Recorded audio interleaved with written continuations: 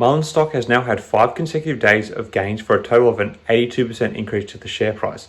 Short sellers are likely inquiring over second and third mortgages at this stage. Send it to the frickin' moon, idiot.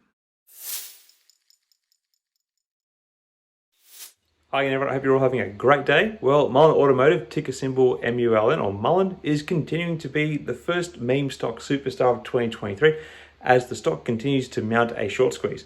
For the third consecutive trading session this year and continuing on from where the stock left off in 2022, Mullen Automotive has squeezed the massive number of short positions in the stock, as can be seen from Thursday's trade.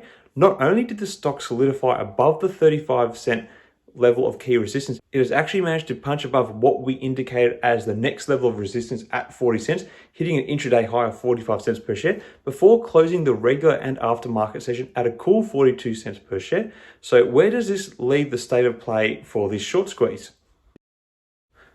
Jumping onto this hourly chart, I think our 40-cent line has now become potentially a new line of lower support, especially given the large volume that has been traded at and above this level. Yesterday's punch up to 45 cents is likely to be the next level of upwards resistance and has a historical precedent sitting back in November.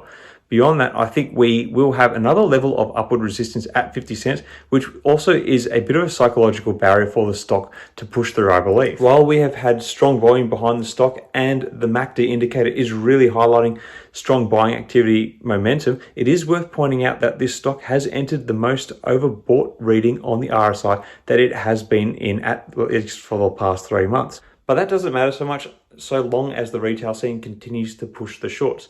In terms of retail sentiment, the stock has now climbed into the top 10 most talked about stocks on social media over the past 24 hours. So it is a play that is increasingly catching the eye of the average stock punter.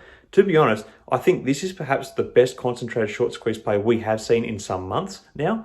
It's kind of interesting to think how everyone learns to trade a little bit better when the market is sinking.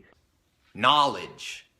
Anyway, in terms of how the short positions in the stock are stacking up at the moment, we have seen a slight decrease with the percentage of the float shorted, reducing from 54% down to 52%. I suspect it would have been a bit of a different scenario had the stock not corrected back to 42 cents from 45 cents in that final out of trade, as there were likely some high volume short positions getting in at this time. Still, life is getting much harder for the average short position, with now an average of 0.57 days to cover and a borrow fee that is still way above the 100% per annum mark. Now, an interesting thing about this stock is that even at this stage, as it picks up its upward momentum, there is still such a large number of short positions in the stock. I think if we can get some strong buying action early on Friday's session, we may trigger some more serious covering from the short positions who do not want to be left holding their position and potentially paying those exorbitant borrow fees for the weekend. However, those looking to diamond hand this play need to be wary that there is the possibility that some of your contemporaries may be looking to profit take on this play